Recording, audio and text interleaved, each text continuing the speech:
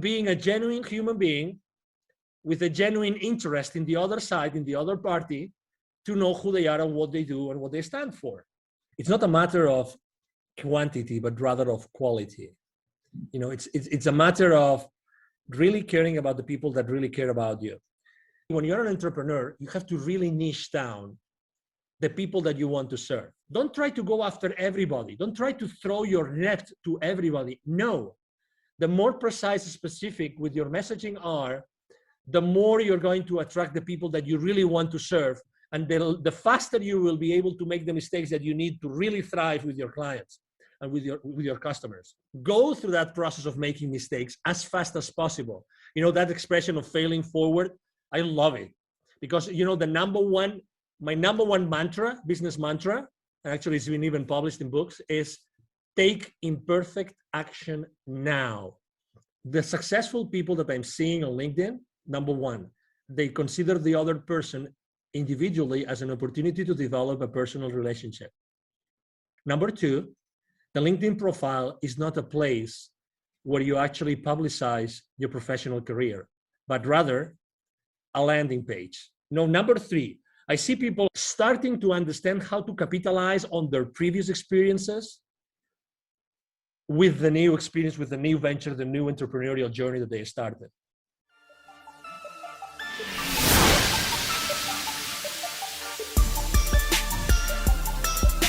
This is the Dragon Digital Marketing Podcast. Get ready for the digital marketing strategies and tactics that attract great customer relationships to your business.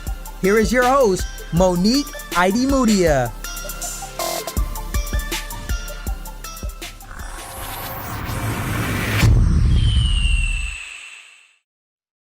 Hi, and welcome everybody to a new episode of the Dragon Digital Marketing Podcast. I'm your host, Monique, and you're listening to episode number 40. And today's episode is all about LinkedIn marketing. LinkedIn is such an important social media platform, and it's really special, and you can't miss out on the opportunity of leveraging LinkedIn for marketing your small business online. And here's why. LinkedIn is not just for B2B, and LinkedIn is a social media platform where people actually expect to receive news and updates from their favorite brands and their favorite businesses because it's a more professional social network, and it's actually been designed with that in mind. So you're not interrupting people with your posts when all they're trying to see is updates from their friends and family like on other social networks. So I'm super excited to talk about this. We're going to cover the topic in depth, and this is probably the only podcast episode that you have to listen to when you want to learn about LinkedIn marketing for your small business. And my special guest who's joining me on today's episode is known as the CEO Confidant. He's an influencer, he's a LinkedIn strategist and LinkedIn expert. Obviously, he's very successful on LinkedIn and an expert on the topic. He's also a TV host, a public speaker, a CEO consultant, board member, and last but not least, a philanthropist. He's a truly amazing person. And I'm so excited to introduce you to Angel Ribo. Hi, Angel. I'm so happy to have you here. How are you doing today? Very well, thank you. Thank you very much for having me, Monique, and thank you everybody who's listening to us today.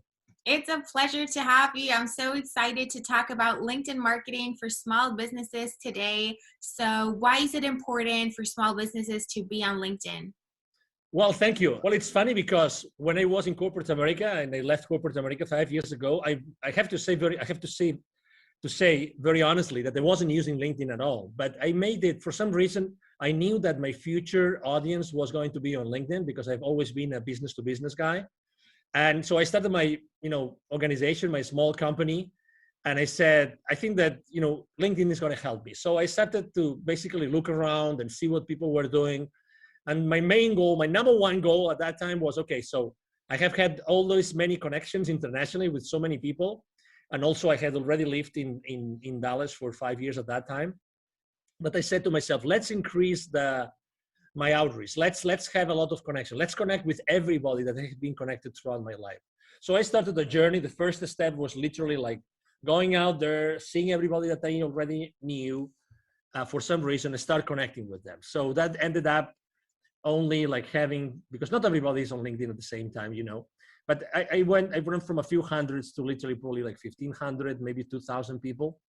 And that sounds a lot for people that are starting on LinkedIn, but I said, no. I really want to like start going to the next level. So what about the connections, which are my second level connections, which are connected to my connections? Let's just start. And that really started the journey. So I consistently started to go and, reach out to my second level connections. And obviously, as I was doing it so much and I was using so much time, I said, how can I automate that? Then I started a small like benchmark. I downloaded 3, 4, 5 different tools. I chose one of them and I started using that tool. I learned a lot. I made a lot of mistakes, and I did things that I didn't know that they were written on the terms and conditions of the, the contract with LinkedIn. I got restricted.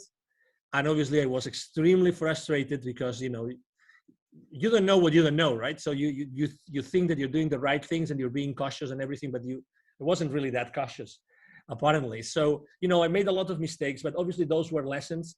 And something that actually, one of the mistakes I made besides those, trying to make so many connections that got restricted was, how do I keep those relationships warm? Because a connection that means nothing unless you have a conversation with them.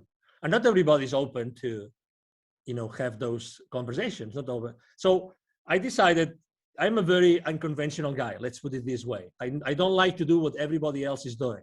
So, I obviously, as anybody else also, after choosing a couple of tools to automate my work, what I did was, okay, so who really knows about marketing with LinkedIn?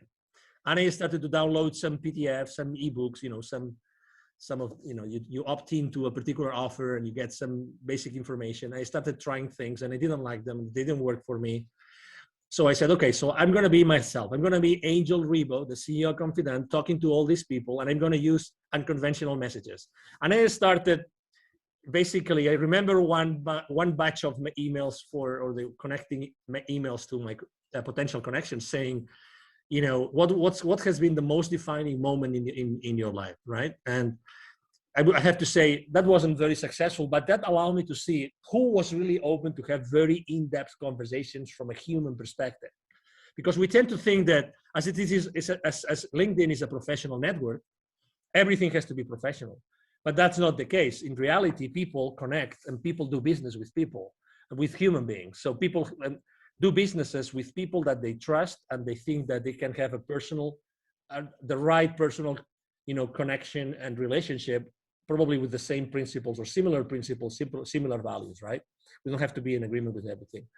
So, but it was interesting because a lot of people asked directly, this was the most defining moment in my life. And that means that a lot of people became suddenly vulnerable with me.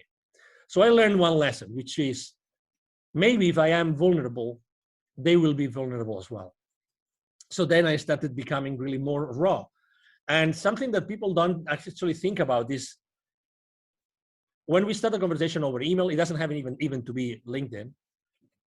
People think that they have to immediately start throwing all your value to them. Like, let's say you and I were both podcasters and we want to have a lot of nice, very successful people, and we start reaching out to them. Hey, I have a podcast and, I'm only starting, but, or maybe I already have like 10,000 people following the podcast and I have 20,000 downloads or maybe only 500 downloads. It doesn't matter. In reality, nobody cares about what you are, who you are or what you do. In reality, people care about what you can do for them. So that's very important. So, I started the conversation with them at that point as if I was in a face-to-face networking event.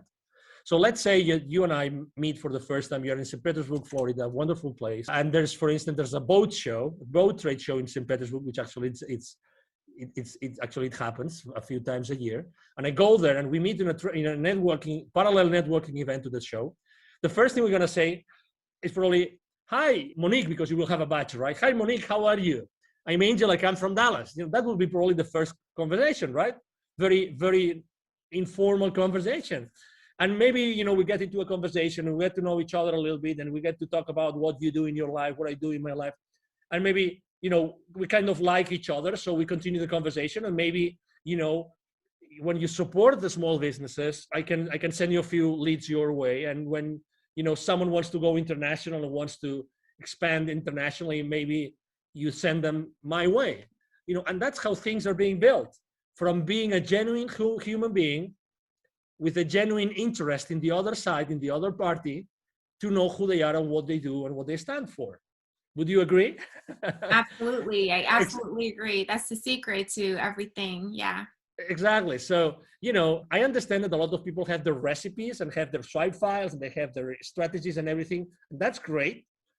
But, I think that until the moment in which you realize that being yourself fully is that you start thriving, that's the most important epiphany that I would probably recommend every single entrepreneur out there, every single business owner, that they try to shorten this path. Don't be in doubt. I'm sure that maybe in the beginning you don't really know if that's the right service to offer, the right product to sell. I don't know if that's the right way to say it. It doesn't matter. There is an exact correlation between the amount of energy that you're going to put on everything that you do and your results. And it doesn't have to be necessarily like politically correct or marketingly correct or salesy correct. Really, it's more important that you are yourself, genuinely yourself, and then everything will happen. Honestly, everything will happen. It's all about energy. I have a friend. He's very good. He's one of the few people I know that really understand sales. His name is Jim Padilla, Padilla, and he always talks about this, about being you, genuinely you, when you are, positioning yourself, your products and your services to anybody else. That's honestly 90% of your success in your entrepreneurial journey, Monique. Absolutely. It's all about authenticity and putting yourself out there, being a genuine human being. And that's how you get connections in real life as well as online. LinkedIn should just be an extension of, the real physical world that we're in, and now we're taking it online, but the same principles apply. If you walk up to a person and you're immediately pitching to them, or even worse, it's an automated outreach message, you can tell at the first sight that it's not real, it's not authentic, it's been generated by a bot, and that just doesn't make you look sympathetic, and people will not want to connect with you and engage in any further conversation with you if you haven't made an effort to learn more about them and build rapport and so on and so forth. So you've touched on a lot of things. You got burned with. Sorry about that, Monique. No, that's a valuable experience to share because it taught you to be authentic and to reach out to people manually, right? And you started with your first degree connections, and then you went to the second degree connections and so on, and just expanded your network and actually reached out to those people. The connection itself doesn't give you anything, but you have to start a conversation, and that's how you do it. That's the strategy. That's the plan of action that you have to map out to be successful on LinkedIn. So absolutely. Would you say that LinkedIn is only for B2B, or can people who are in B2C also leverage LinkedIn for their digital marketing? Oh, definitely. And I'm probably a good example because, for instance, of my 20, right now I have around 27,000 connections. I have a high level of engagement. I typically have an engagement between 6 and 10%, 9 something percent on my posts, which is pretty high. And I have thousands of views of all my posts. And I would say that, one of the lessons I've learned is that you have to not only be genuine on that connection, on that relationship, but also that when you continue that conversation, that you have to be, it's not a matter of quantity, but rather of quality. It's a matter of really caring about the people that really care about you. Obviously, we all would like to, right now or tomorrow morning, we get up, we go to LinkedIn, and our last post has 20,000 views, 3,000 comments, and 5,000 reactions. But this is related to the game of influence. I'm going to repeat this, the game of influence. I think that not many people are able to master the game of influence. And there's some theory and there's some practice there. Okay, so I would like to to actually tell you that if you really want to excel on LinkedIn and other places, right now we're talking about LinkedIn, I think that it's important that you learn how the game of influence really works. And obviously, the media knows this very well, and entertainment knows this very well. But let me tell you, as an entrepreneur, that you're listening to this, to Monique's podcast today. In order to start playing the game of influence, I would like to actually even recommend you an author, because she's written a lot about influence, and she's great about it. The number one rule, and the first rule, not the number one, but the first rule when you want to start playing and gaining more influence for yourself, for your content, for your brand, for your company, is that in order to gain influence, you have to give influence as a first step. You have to give influence. Don't ever consider yourself that you are small. It doesn't matter how many connections you have. It doesn't matter how many people actually engage with your posts. You have a connection. So you have an influence. So start giving influence to the people that have more influence than you, and go and interact with the people that have more influence than you. So that's two different things, right? But make sure that you do this. Look around, who in your industry, who in your niche has more influence than you today, say on LinkedIn, right? And go there and try giving them more influence. So interact with them, because this is going to help them. And if they are professional enough in that, they will follow you back and they will start giving you influence back.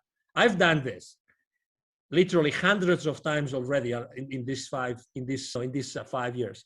And I can tell you, if you do that, you're going to gain more influence. And how does that relate to your question? Is it only business to business or business to consumer? I have 27,000 connections, 76, almost 70, actually now I think it's almost 78% are C-levels. Okay, so are people who have, positions high up in organizations, and most of them are on very large organizations, okay? Very large organizations. So that's why I think that obviously I'm not only, when I'm working with my clients or with my clients' clients, and with both, we all help each other on LinkedIn. When I reach out to these people, I'm not only reaching out to their companies, but I'm also building those those one-to-one relationships with them as a human being. So to your question, absolutely. If you are offering, for instance, a product or a service who's only for a specific individual, because what you do is you have let's say a coaching practice. You want to coach someone, or you want to consult someone, you want to, for instance, help corporate executives to get out of the corporate world and set up successfully their venture, their company. Is LinkedIn the right place? Of course. But also, if you're offering, let's say you're offering luxury hotel stays in, I don't know, in Bahamas, for instance, or villas, is LinkedIn the right place to do it?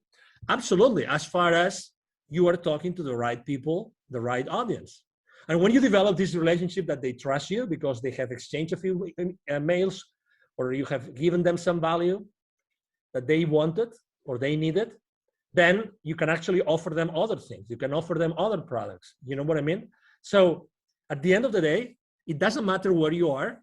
The fact of the matter is that as far as you develop those strong relationships, you will be able to offer them both services for their companies and services for them personally. Absolutely. That's the power of the principle of reciprocity. You give before you ask, and people will reciprocate really most of the time. And everybody's on LinkedIn, not just, entrepreneurs and people who own businesses. A lot of people who work in jobs are on LinkedIn well. So no matter whether you're in business to business or business to consumer, everybody works P2P, people to people. So you can find your audience on LinkedIn and leverage it as a tool. And it's a huge social media platform, and you definitely be missing out if you wouldn't leverage LinkedIn. Now, we focus time and resources, our people, our money in our digital marketing strategies. So how can we leverage that to actually see a positive return on investment and make it an investment and not an expense? We actually want to generate leads and sales from our activities on LinkedIn. So how do we go about that to make it worthwhile and to make it profitable and efficient to actually get leads and sales from LinkedIn? Obviously, great question. And that's the That's the $1 billion question, right?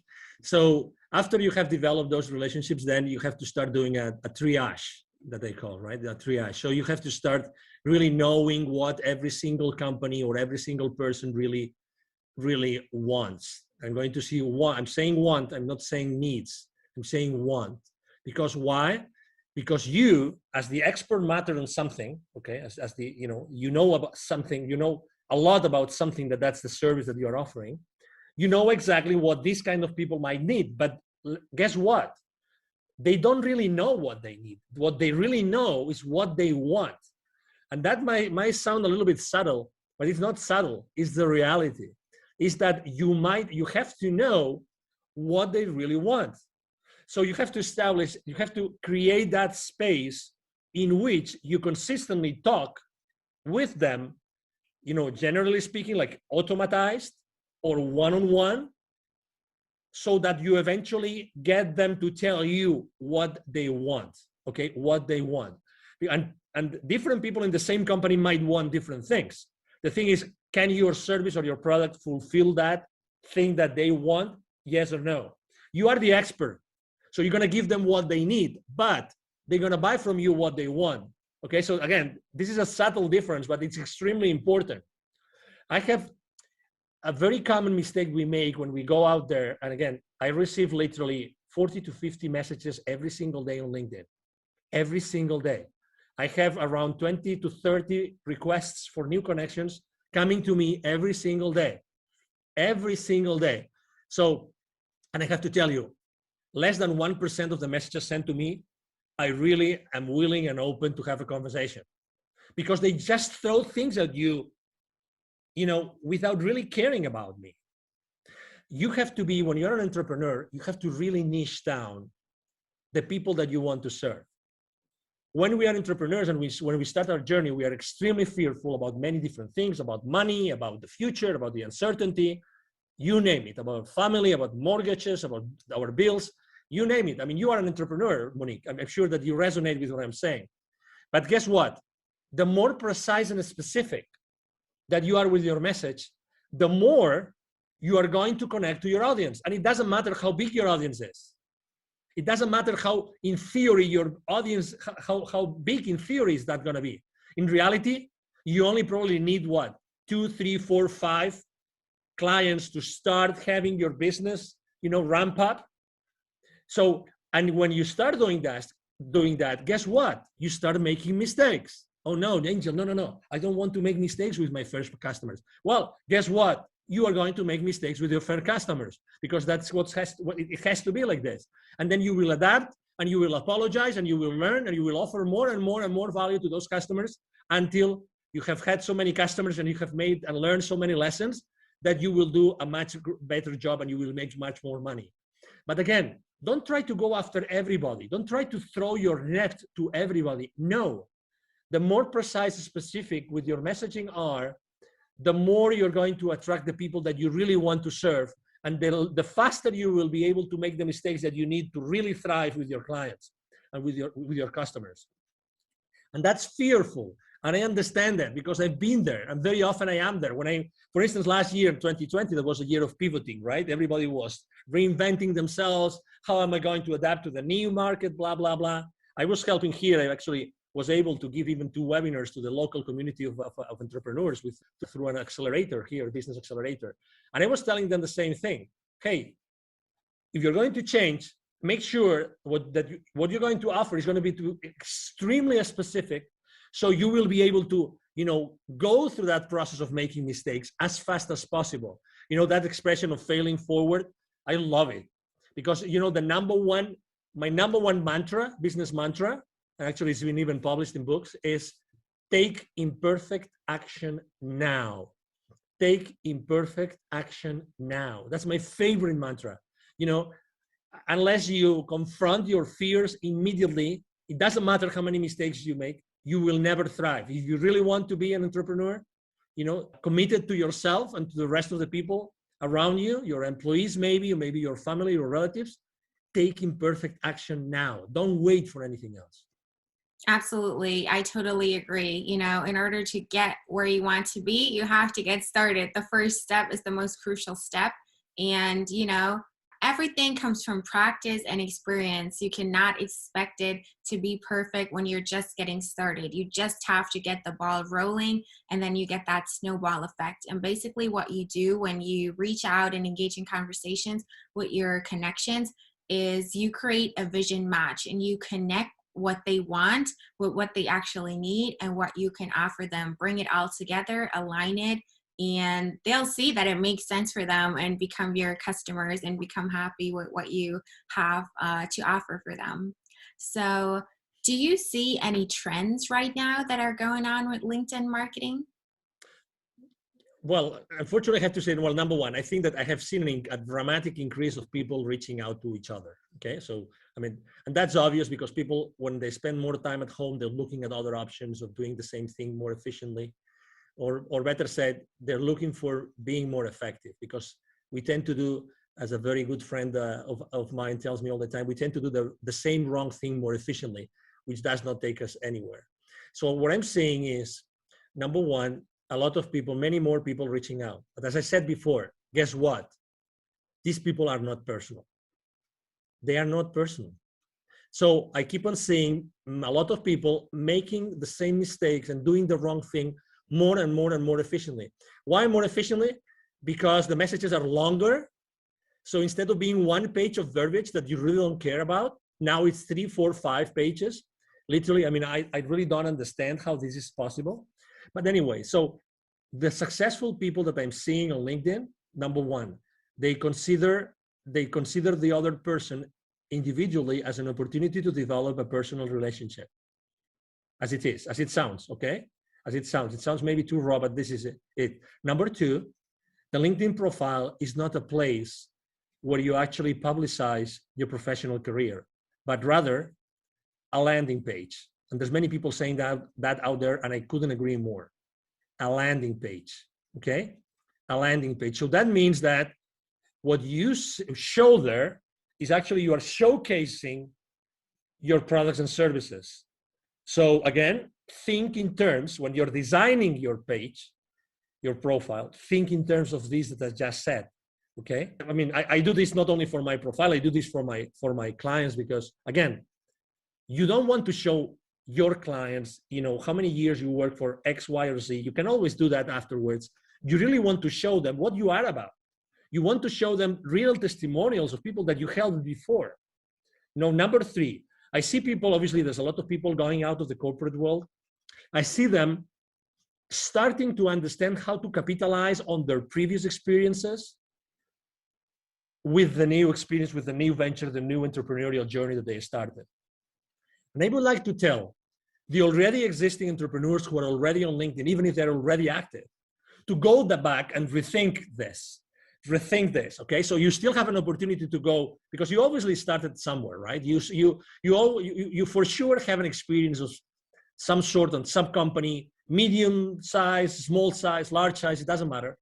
Go back to that experience and think about how can you change your presence on your profile so that becomes a beacon, so that everybody sees this amazing testimonial, this amazing experience that talks to the audience that you want to serve.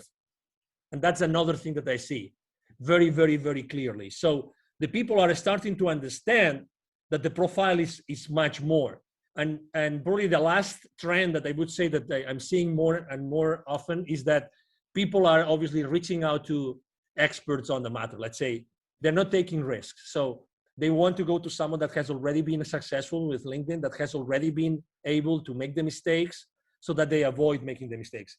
If someone gets restricted on their profile right now, very honestly, and there's thousands of them every single day, is because you want. Because I already warned you. I made the mistakes. So why would you make the mistakes if I'm telling you what mistakes not to make? You know what I'm trying to say? One of the main mistakes I made, I don't know about you, Monique, when I started my journey, I didn't ask for help. And that was a big mistake, because the most precious resource that we have in our lives is exactly that, time. It's time. I wish I had invested more in other people helping me when I started my journey, because they would position my business into a place in which I would probably have saved 6 months, 12 months of time. And time is the most scarce resource. The only scarce resource actually we have is time. And I would encourage everybody of you listening to us today to please consider investing in people that have already been there, that have already taken that journey, so you are able to learn all those lessons and really don't waste so many months or even years in your life trying to do the same wrong thing more efficiently, but rather being more effective. We need to be more effective, Monique. Yes, I absolutely agree. All of those people who are reaching out with those annoying, unpersonalized, automated messages, they're not really your competition. Everybody ignores them. Everybody's just annoyed by it. They're not taken seriously. And, nobody is willing to give them a chance and do business with them because they've messed up the first impression. That's number one. Then I love your analogy to your profile not being, a CV, but it's your landing page. So you can really showcase yourself there and use that as a tool. And what do you think about creating content as well, posting on LinkedIn and really leveraging all of the features that the platform has to offer? Exactly. Well, obviously you're preaching to the choir here, and you know that, as I said before, I post every single day. About content creation, obviously I'm a big believer, and I think that, I learned many lessons in there, and I would love to share them with your audience, obviously. Number one, you have to be persistent, okay? So I have to say that I wasn't persistent before, and I wasn't creating before I wasn't persistent, and I was just sharing someone else's content. You can do that, and it's not bad, and you are helping someone else. And it's okay, but it was until I started, and I have been right now probably posting every single day for the last literally 10 months, probably right now, every single day. And I'm posting, I would say, three types of, or two types of content, just to simplify, to make things easy for people. Number one, I post about my business and about my clients' businesses. Okay, actually, I myself, I use my profile, I use my influence, so I actually help my clients with my exposure. So I expose their content, their videos, their interviews with my audience. I mean, that's what influencers do, right? We use our influence to favor the business of someone else, and that's something I do. So then I have a first type of content, which is my own content and my clients' content, and that is typically 3 times a week, 3 days a week. Okay, and then. So I post typically once a day. And then the rest of the days, it's really related to something personal that happened to me, or something personal that I see happening to others very much, and I think that interests them, or something which is related to a specific date. So it's Nelson Mandela Day, or it's St. Valentine's Day, and then I post something about it. And I have to say, I mean, I love writing copy, and I have actually a great copywriter in my team, and we really, I mean, we really love to do it. We really love to do that. And if I had to give you a reason why I post so many days personal stuff, it's because people like to know really who you are. People like to know what you think.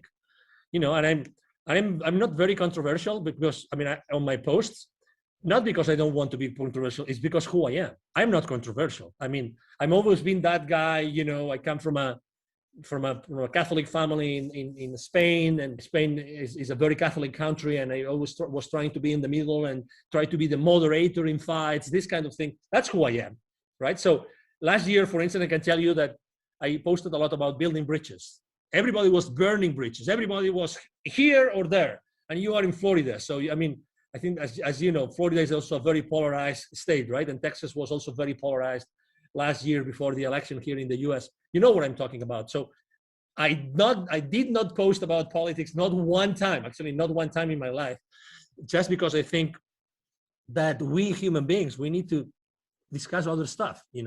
I'm not here to discuss about politics, but I know that people were feeling that they were losing some friends to discussions, to fights, to arguments. People were feeling they were losing some. I mean, who hasn't unfortunately lost some friends or even some relatives to some insane arguments that inside of you that weren't the right thing to do, but it's done, and I can cope with this kind of arguments, blah blah blah, whatever that is. That's why I posted so often about building bridges. And the other thing I actually posted a lot last year, just as an anecdote, was give me a break. I really posted many times about, those days that you woke up and maybe you listened to the news, you made the mistake of listening to the news, and then the news, guess what? Boom! It was like a download of, oh no, I'm depressed for the rest of the day. So I know that people needed a break, and people needed to actually listen, that someone was listening to them, that really we all need a break. Maybe we cannot go anywhere now because there's restrictions traveling or whatever. Maybe we can just go to the neighborhood. We could just go to the county next to us and do something different for a day. We can just stay at that other hotel. You live in St. Petersburg, maybe you don't need to go to the beach, but you like to go to the other side of the peninsula, and it is what it is, just for a change, just to change your mind and put yourself in a different mood, in a different emotion. So I think that it's very important for your audience to know who you are as a person, and also obviously to post about your business, because you want to do business at the end of the day. Yes, it has to be well balanced, that's for sure. Exactly. So what do you think about influencer marketing on LinkedIn? How is it working with influencers on LinkedIn? It's certainly very different from the, stereotype of an influencer who's doing beauty, makeup, or travel or whatever, and they're calling themselves influencers. It's different on LinkedIn, right? Yeah, it's different because obviously, the services that we offer and what we do is really tailored for that kind of audience. But you said it very well. Actually, there's actually, I'm right now in conversations with several luxury brands because they know that they can reach out to thousands and thousands of C-levels that obviously are the target market for their products, right? So yes, it's different. So I would say you have to be extremely professional with what you do. There's no, what's the name? I don't know the name in English for that word. So it's just coming in Spanish to me, but you have to be extremely consistent, coherent. That's the word, coherent with what you are putting out there, right? If you are a coherent, you're a serious business person, it's the same thing when you're using your influence for other brands. And actually you have to be even more coherent with that seriousness, with that, that principles and those values that are behind your brand, in my case, the CEO Confidant brand. And you have to be extremely respectful with all your audience. So I don't really see a lot of people using it. And for instance, I'm using it because I already told you I use my influence. So I am an influencer on LinkedIn. But something that I do, and I don't see anybody doing either, is that I go an extra mile, which is I literally generate really hundreds of leads, because when my connections reach out to me for that particular offer from that particular client that I'm helping with my influence, when they reach out to me, they engage with me. Many of them say, "Wow, that's interesting. Thank you very much for sharing this with me." This starts a conversation. This is starting a conversation. So eventually that becomes a deal for my company. So I think that my way of seeing influencer marketing on LinkedIn is not only marketing itself, but also sales. For me, it's generating leads. And if you are not generating specific leads, and I'm able to drill down really to like the name and the number of employees of that company and the position of that person, that's the beauty of LinkedIn. I think that I'm missing my word with my clients. And I'm all about offering more value than the value that they expect. So, and that's why, again, for me, I see LinkedIn more like extremely professional, but generating not only influence and presence and clicks on links, but also engaging. And that's beautiful. That's excellent. And I like to do that. Yes, absolutely. I agree. Influencers on LinkedIn are just people who literally have influence. It's about the know, like, and trust factor. It's about having an image that you keep up consistently. You don't deviate from it. Talk about controversial things like family, beliefs, religion, race, politics, things like that. Those can get you into trouble, and it's kind of tricky to navigate through that. You want to stay consistent to the values that you have and practice what you preach. The influencers on LinkedIn are just people who know the right people and are known by the right people. So it's not just random, people who post pretty pictures that inspire others, and that's what makes them influencers. It's not like that on LinkedIn.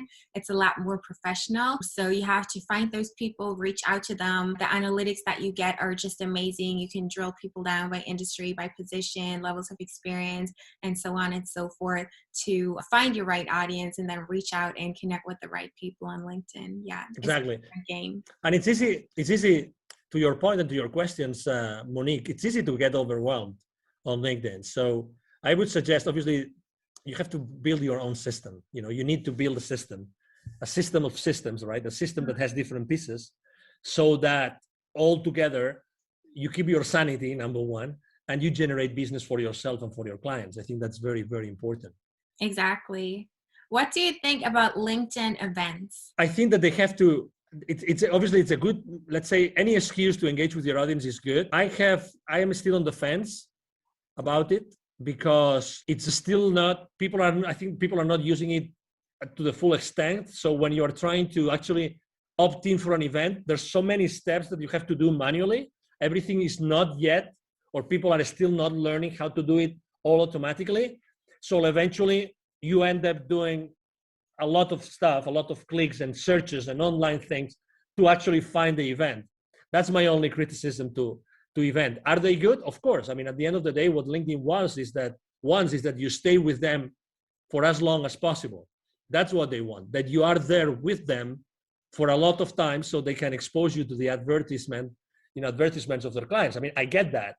But I think that there should be something else, some more value in there, so that it was really a place where people meet.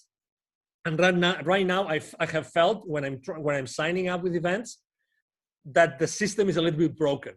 That's my experience. Okay, I mean, with all due respect, and this is just positive feedback about the system. The idea is great, but I think that the implementation is not there yet. Yeah, so you don't necessarily need events. You can generate leads just through reaching out to people, messaging them, posting content, and engaging with other people's content as well. Yeah, LinkedIn doesn't really give you a good opportunity to export those leads and, automatically, reach out to them if they've attended your event.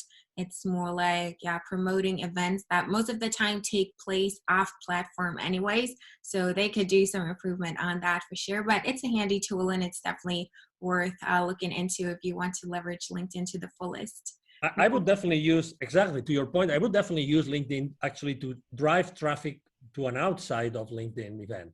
Mm-hmm. Because at the end of the day, the platform that LinkedIn offers you is like an event scheduling platform. It's not a platform where the event is going to take place so that everybody knows what it is about, right? So you will eventually have to have an external platform to conduct the webinar or the event, whatever the event it is.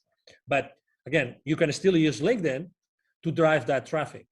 And obviously, in order to measure your traffic on your profile, it's very easy. You see how many people have actually viewed your profile, and you see this when you go to your main page of your profile, you see that traffic. So as you know, unless you measure something, you don't know if you're really managing it. So I would ask you to track that down continuously, like on a weekly basis. So LinkedIn tells you for the last 90 days, how many people has viewed your profiles. So that's one thing that you should keep into account. Another one is for the posts, how many people actually views your posts. And the third one is how many times you have been on a search. And that means the job search tool inside LinkedIn. But again, it's another way in which you see if the keywords that you're using on your profile are the right ones or not. So as far as again, it's all about, because we're talking about how to drive traffic to your events, right? So keep an eye on all those statistics. And if you keep an eye on those stats and you keep on increasing them all the time, and you know how to increase them, then you will then increasingly attract people to your webinars outside of LinkedIn. Right. So you've touched upon, or you've talked about building that system of systems. How do you go about building a system and really incorporating LinkedIn in your digital marketing strategy and create an actionable plan that you can execute step by step to make it work for you? Great question. Obviously, I mean, I built my system after lots of tries and errors, lots of mistakes. I would say even great. I signed up for systems or subsystems that look great on paper, but then, for instance, the customer support was very bad. And I have to say, for me, customer support of any system or subsystem I use is paramount, is the most important thing, because when you most need it, you want the support. You need the support to support your business or to support the business of your businesses, right? So I ended up doing a mixture. So there's several subsystems that they use to track the messages on LinkedIn, to track the connections, and to throw campaigns, to launch campaigns to different audiences, because I want to really send the right message to the right person. Then I also use Sales Navigator, because it's part of Sales Navigator is really the high quality search tool. If you do a search on normal LinkedIn, even if you have Prime or Premium, excuse me, I'm talking about Premium. I would encourage you to use, if you can afford it, to use Sales Navigator, because the power of the search tool of Sales Navigator is going to help you a lot to then specifically customize the entire marketing strategy to the people that you want to launch it to. Okay, so we already talked about the several tools, including Sales Navigator. Then I also use a tool that allows me to track literally all those numbers that I told you, every single number of every single post, because as you can imagine, I post every single day. A few times from time to time, I post twice a day. So this is a lot of data.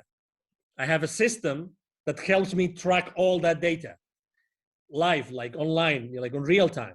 And that's very important for me, because I can make decisions. I realize even what emojis work better.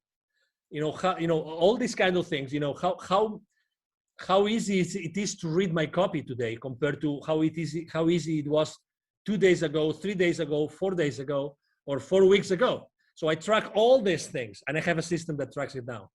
And then to put it all together, actually, there's something called, you probably have heard of this. There's a tool called Zapier. What Zapier does is, let's say it's a tool that allows you to actually integrate the rest of the tools. So I would say, if I can use, and with all the respect to all the people that believe in God, including me, right? Zapier is the God of technologies, okay? Zapier is like the octopus. If you've seen that precious movie, My Octopus Teacher, which I recommend to everybody, by the way. So it's like the God, which is in the middle, that helps you integrate the rest of the tools. So I put Zapier in the middle, which is really easy to use. And it helps you manage different triggers of different events happening in different places. You can actually integrate email into that. And I have actually also, and that's the last part of my system, I have built actually spreadsheets on Google Sheets, fully integrated with the rest of the system, so that I have a dashboard. Okay, so here you are. I have a dashboard that has all my leads, all the leads generated on LinkedIn, all the leads, all the emails that I'm sending through my email system.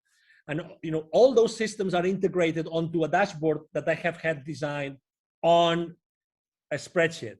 So this is my entire system, right? It sounds complicated, because I have tried to explain it to you the way that I was little by little integrating the different subsystems, but right now, works flawlessly. And what I'm doing I have someone in my team that has helped me build the systems for me and for my clients. So right now it's like duplicating the same system, so it works for other people.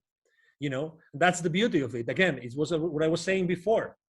I mean, it would take for you many months just to do a benchmark of the different technologies and subsystems. When you have a system that already works, how much is it? How much is for you? How much is 3 months of your life worth for you? How much of not having to pay more bills? Add up the bills that you have to pay. Add up your cars, your mortgages, the utilities, the clubs, add all those up, multiply it 3 times, or maybe 6 times. How much is that for you? If you could start generating revenue in 30 days or in 60 days, that's why I always talk about the same thing as I said before, taking perfect action now, but get help. Be the solution. Don't be the problem. Don't keep on working on the problem. Work on the solution today. Yes, I think that leveraging marketing automation and taking advantage of all of those tools to facilitate the processes for you is a smart thing to do. And everything has to be integrated nowadays. you can't, invest your time in doing repetitive things manually over and over again to create the spreadsheets and everything yourself.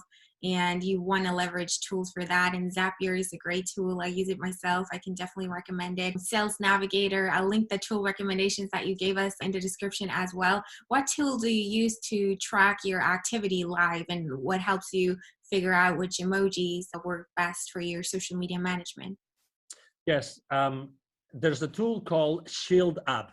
Again, I'm doing some, I'm doing some referral marketing, affiliate marketing today, but it's okay. I mean, I'm not making money with any of those, by the way, so that you know. But if you would like me to share the links to those technologies, I can do that, Monique. If you want me to do it, I will be more than happy to do it. But I use, actually, it's developed by some European high-tech team.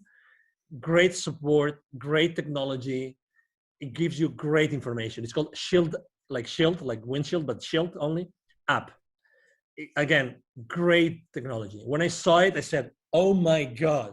I used to use a spreadsheet, and I'm kind of I used to be a control freak, but now I am micromanagement with myself freak, because I really want to know how to improve things. I want to make small improvements little by little, but I need data.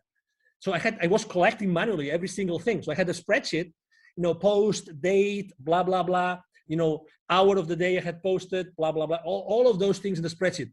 When I saw that system, I said, "Oh my God, you have heard my prayers. Thank you very much for exposing me." And I have to tell you, I'm all the time looking for new technologies, all the time, Monique, all the time. Even if I'm super happy about Shield App and Zapier and all those technologies I'm using, I have to tell you, I'm always looking out there, because right now there's so many disruptive technologies. There are so many, Monique, that, I mean, there can be right now out there some technology that probably can do something for you that you don't know, you can't even imagine, using machine learning, using artificial intelligence.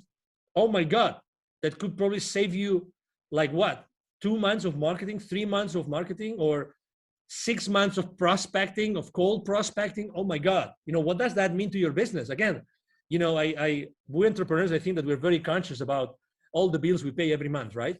So every month we pay those bills, and those are so much, and how much money I have to generate every month to break even, or obviously to make money so I can save up for a new car, for a new vacation, for a new experience, or for having this wonderful present I want to give our parents, right? I mean, who doesn't want to give a better life to their parents, Monique? Absolutely. Yeah. That's why I love asking about tools. I'm all about, leveraging technology to make things easier and faster and automated for us, so we can spend our time doing the things that are more important for us, and we're not wasting time. We have to be the most efficient nowadays. Absolutely. Thank you. Thank you very much.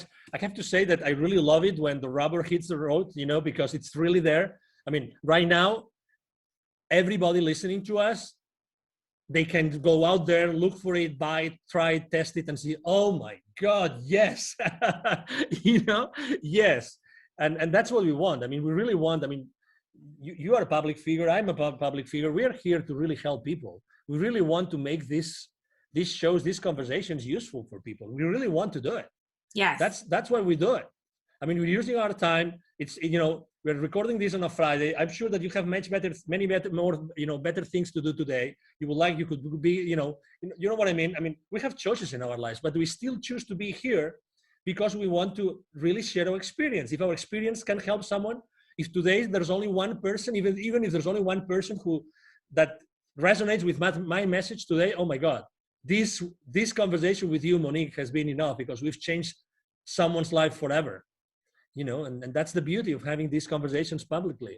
Yes. So what benefits of LinkedIn marketing do you see that no other platform offers? Segmentation, I think it's very important. You own the data. You don't have to trust that someone is going to categorize the data for you as other platforms. In this case, you know exactly who you're talking to. And you have contact information, direct contact information with the people that connect with you. Okay? Obviously, in the bad hands, that is going to lead you to a restriction. But the good thing is that you really can touch upon the data of the people that trust you and you trust them. And that's extremely important. Okay, as I said before, and you asked me, is it only B2B or maybe it can be also B2C? Absolutely.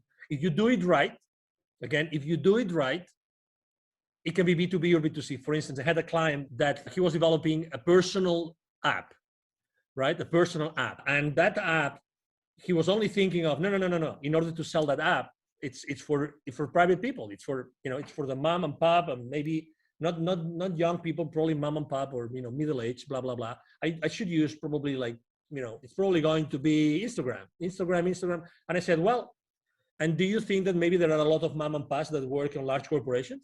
And do you think that maybe that could interest a corporation? So again, it's the flexibility, it's the granularity, that's the word. Granularity of information that LinkedIn offers to you that you can actually then use to, drill down to who you really are interested in talking. And that's beautiful. Again, read the terms and conditions, because you don't want to be restricted. But this wealth of information, again, to be honest, I consider LinkedIn to be a search tool. It's nothing but a search tool, to be honest. It's a search tool, but a very powerful search tool that allows you to do a lot of things. But it's a search tool. Yeah, that's right. It's a very powerful search tool. Actually, if you go now to Google or to any search tool and online and you put my name, I bet you that probably the first line of Angel Ribo, R-I-B as in boy, O, is going to be my LinkedIn profile, for sure. Obviously, because I have thousands and thousands of people watching my profile, every single day, but also because they want to be a search engine. They want to be so that whoever is looking for someone, the traffic is now driven back to LinkedIn. That's what they want. LinkedIn wants you to be spending a lot of time on LinkedIn. That's what they want. Yeah, so it's self-reinforcing, and your goals and the goals of the platform are aligned, and they keep pushing you more and more because you do what the algorithm wants to see. You don't, try to drive people away from LinkedIn and, always link to other websites and try to get them to leave LinkedIn or whatever. No, you're using the features that LinkedIn offers you to engage with people and pursue your marketing goals, and you're doing it all on the platform. You're using their events feature, their messaging feature, you're sharing content directly on there, you're endorsing people, receiving recommendations, giving recommendations, and collect everything on LinkedIn and use that as your marketing tool, use your profile as your landing page, and that helps LinkedIn out. And if you help them out, they want to help you out too, so they're not going to punish you, they're going to give you an amazing organic reach and all of that, and it's just a win-win. That's right. So LinkedIn also has this feature where you can publish articles. So you can also use it as an extension of your blog and publish stuff there on LinkedIn. Do you recommend doing that as well? That's a great question. So I have used it for my clients. I have used it for my own only one time. And the reason why I have done it so little for me and also so little for my clients is because I think that written content, even if it has pictures and it has, photos and it has charts and it has bullet points, how many people do they really have the time to read the entire article? That's number one. Number two, how many times, if you reduce the size of the device screen, right? You might have the time, you have a great screen, you might have the time that you might like even to read it because it's fancy. But if you're on your cell phone, and we know that consumption from mobile devices is going up, how many are they going really to see that article, to read that article? You know what I mean? So it's all about traffic. So as much as I could be, I have a group of content, developers, creators. So I could have articles every week, and I'm not doing it because of that, because I'm not sure that I'm going to be adding the value that my clients are going to have the time to read. That's why. So you want to repurpose that content, and you have a way to drive a lot of traffic to that article from outside LinkedIn. Maybe that would make sense because, again, LinkedIn is their place for corporate and professionals and B2B and B2C, blah. That I understand, but to be honest, internally, not sure. Yeah, so it's better to post directly in the feed, post images and text there. You can post PDFs. It makes your content more easily consumable at a glance while people are scrolling through their feed, and they don't have to take the time even to actually read an article. That would actually be the smarter thing to do that you also recommend. That's good to know. Absolutely. I mean, people may have different opinions, but I'd rather probably write an article at, I don't know, at Thrive Global, Ariana Huffington's online publication than doing it on LinkedIn. I mean, as much as obviously, I mean, I spend, as you probably can imagine, I spend hours every day on LinkedIn, literally hours. Yeah, so you would know. I think it also depends on your niche. For a minority of people who are in the copywriting niche, or I don't know, poetry, whatever, when it's all about writing and they know their audience likes to read, they only want to read, and they it's really all about text. Then of course you can leverage that, and it's great that LinkedIn offers that feature because you can showcase your work and share it with the audience without having to, drive people off the platform. So you can use that, but in general, it might be more beneficial for you. I mean, you have to test it out. There's no one size fits all answer to anything in this world, but in general, it gets more traction when you post in your feed, because if you publish that article, you write it, you publish it on LinkedIn, then when you share it, all that people see is a preview. They see like the header image, a title, and like a small description of the preview. So they still have to click and they have to leave their feed to even be able to read that article. So it might be, easier to get the message across right there in the feed when they can see it right then and there. Yeah. Exactly. And you cannot manage what you don't measure. So look at the numbers. I mean, you have your own audience. Look at the numbers. Look if you're grabbing the attention of the LinkedIn editors. That's another option, obviously. See how much attraction you get with your articles. Yeah. As I said before, I'm not a very conventional guy. So I like to try everything that I'm being told. You cannot do that. Okay, let's try what happens. Again, within a framework of, principles and consistency with my brand and everything. Yes, that's important though. Test. Oh, totally. Yeah, really. Don't be afraid. Again, at the end of the day, if you are, I always tell the same story.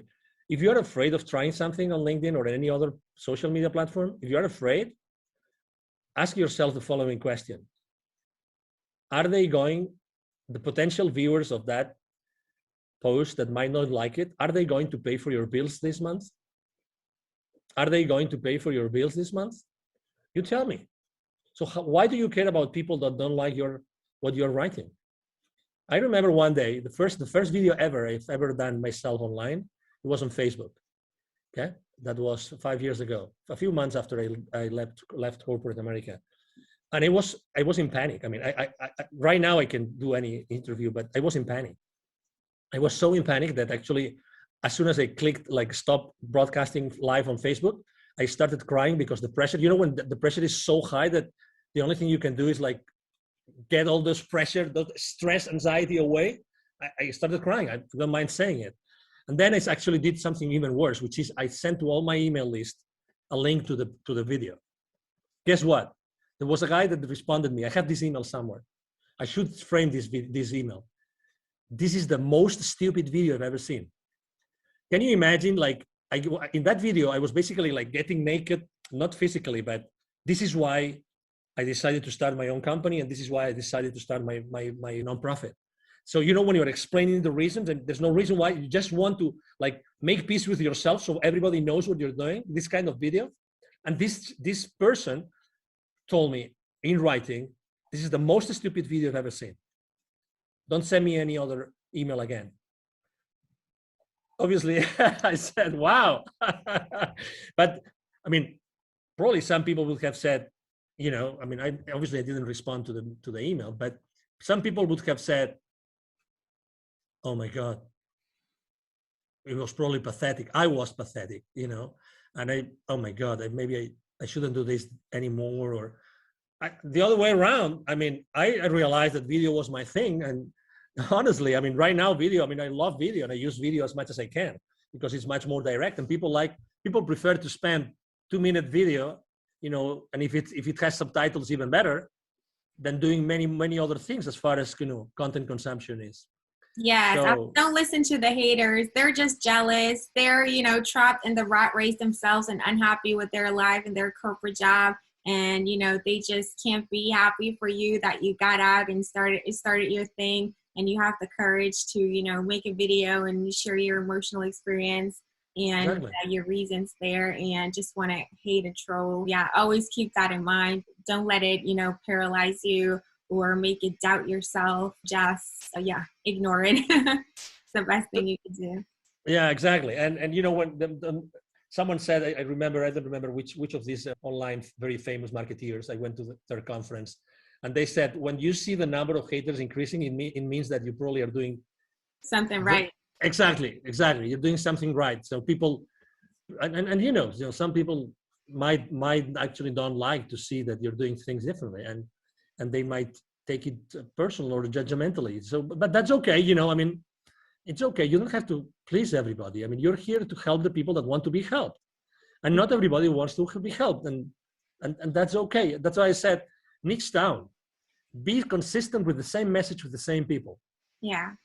Are there any LinkedIn marketing tips or best practices that you haven't shared yet and you definitely still want to share in this episode? Well, make sure that you use a lot of your keywords. You use a lot of keywords in your positions, your experience positions, and your about section. To be honest, the about section is not as important as people think it is, because it's always hiding. So people don't even go there and click. It's easier for people to see your experience than to see your about section. So don't pay too much attention to that. What else? Tag people on your posts. I think that works. If some people do not like to be tagged, they will tell you. I get messages every week of people saying, thank you for tagging me, because I needed to listen to that message. I needed to read your post today. So, again, don't ever think that, don't prevent yourself from doing something because you think that you might upset someone. Never, ever make a decision thinking on these terms. Honestly, never. And so I do tag people. Another very easy tip I can tell you is that it's been shown that the perfect number of hashtags on your posts is 3. I would recommend you to actually choose the right tag hashtags for what you're doing. And I like to use hashtags that have huge outreach. I like to use 3 hashtags that have huge outreach, because very often I get this notification that, hey, your post got trending on innovation or on technology or on any other, or on startups or any other of the hashtags I use. And obviously, who doesn't like that? Who doesn't like to be found like your post is trending on that particular hashtag? That's very nice, right? It is, definitely. Exactly. Don't be afraid of reaching another tip. Don't be afraid of reaching in theory, highly powerful people in corporate America, because they are as human beings as you are. And again, if they don't want to connect, they will not. So just have a genuine conversation from you, whoever you are. I'm XYZ, and I'm reaching out to you because of this, and that's it. Again, don't be afraid of making mistakes. There can be, I have really, really like very powerful people on my LinkedIn. I have multi-billion-dollar, CEOs, company CEOs on as my connections. And I treasure a lot those connections, and I don't bother them unless it's necessary, and obviously bother for me means sharing some value that I think that it might be useful for them after I have had a conversation, right? Absolutely. So exactly, spend a lot of time, see what other influencers do, see what, again, don't take anything for granted. Very often, people are offering me services on LinkedIn services, and I go to their profiles, and guess what? I look at their posts, I look at how many people engage with their posts, and guess what? Are they walking their talk? That's my question. It's like, that's my question. I remember when I was at some point in my life, I was literally teaching, dozens of salespeople. I was giving sales training. Today I do it, but more on a reduced size. At some point I had more than 150 people attending to my courses, and many of them were 40, 50 live. And I remember that I was always giving them a piece of advice which is related to religion. Okay, so this is the piece of advice. As you probably remember, one of the 12 apostles of Jesus Christ doubted that he resurrected. right? And that one, well, there were a few that doubted it, but there was one specific, which is the main goal of this, an anecdote I'm sharing with you. That was Saint Thomas. So for those of you that remember what the Bible says, or what the Gospels say about Saint Thomas, is that Saint Thomas didn't believe that that person was Jesus, resurrected Jesus, until he put his hand on the wound that he had under his chest.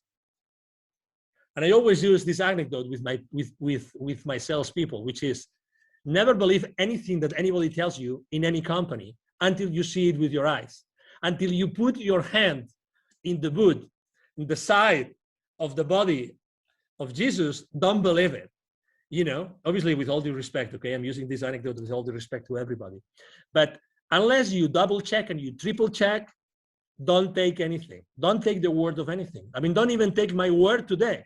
Honestly, make your own decision, and and go and research and do your research and see what's the exposure of a specific person. I mean, if someone is recommending you to write good copywriting for LinkedIn, for instance, which is actually that's another lesson for another day, Monique. We can talk about what is the copywriting the copy that sells on LinkedIn, right? So, and obviously we write every day, so we've kind of learned a few lessons. So if someone is offering you copywriting for LinkedIn, test them. Go to their post and see how many people actually watches their, views their posts. Honestly, and how much content do they have? How can they tell you that their content is good if they cannot tell you, they cannot show you that they have written, I don't know, we right now we probably have 200, 300 different posts of our own created, content. So don't take anything for granted, really. If you want to trust something, or if you want to try something or the services of someone, go there, look online, and make sure that what that person is saying or that company is saying is true. I would really recommend everybody to do this. Double check on everything. Make sure that things are true and people really walk their talk. Yes, verify their claims and look for some social proof before you just blindly trust anybody on the internet. That's right. Exactly. So, Angel, how can people reach out to you, find you, contact you if they want to learn more? Maybe they want to work with you. Absolutely. Thank you for the opportunity, obviously, again, Monique. So it's very easy to find me, obviously, on LinkedIn. My name is Angel, last name Ribo, R-I-B as in boy, O. My brand is the CEO Confidant. So if you go to even if you go to Google, you will find me easily, Angel Ribo. I have a team of people working with me. So we answer all the messages on LinkedIn, those 40, 50 daily messages on LinkedIn, they all get answered, all of them. And also my emails, I would like to actually offer my direct email address. And again, I respond, either myself or my team will respond the emails. My email address is angel@angelribo.com. angel@angelribo.com. That's my email address.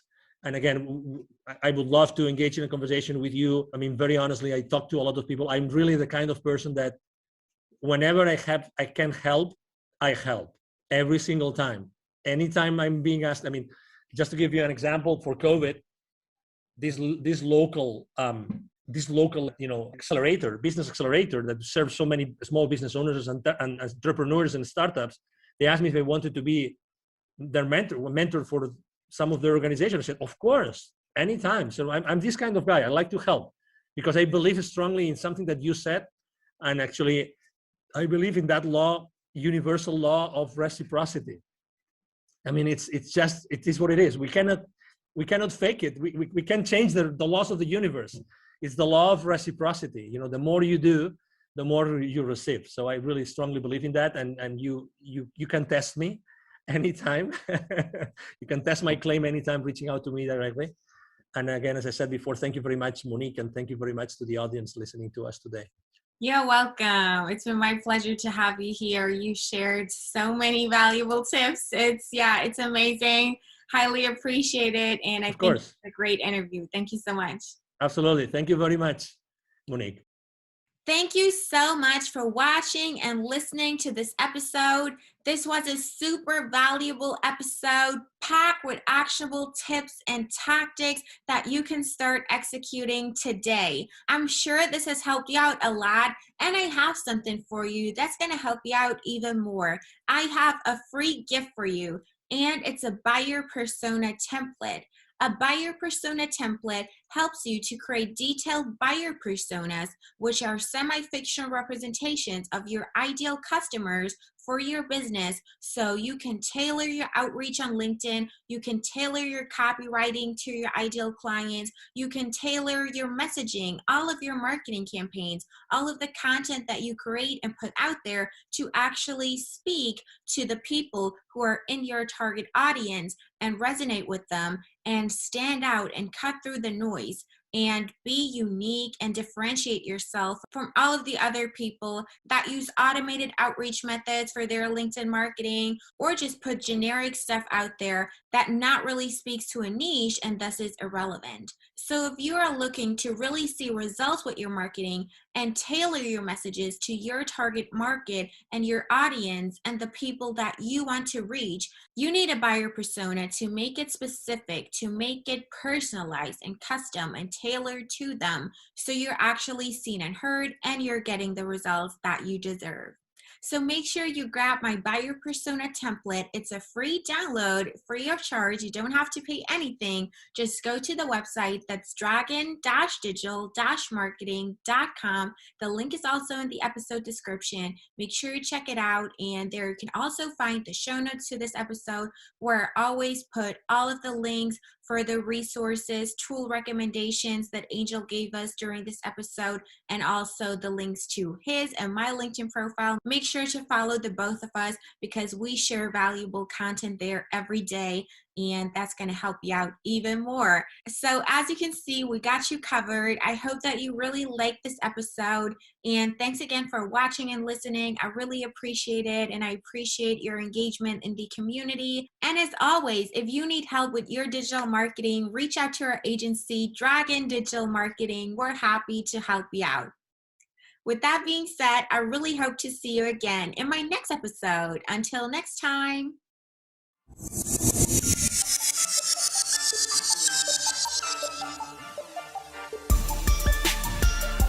Thank you for joining us for this episode of the Dragon Digital Marketing Podcast.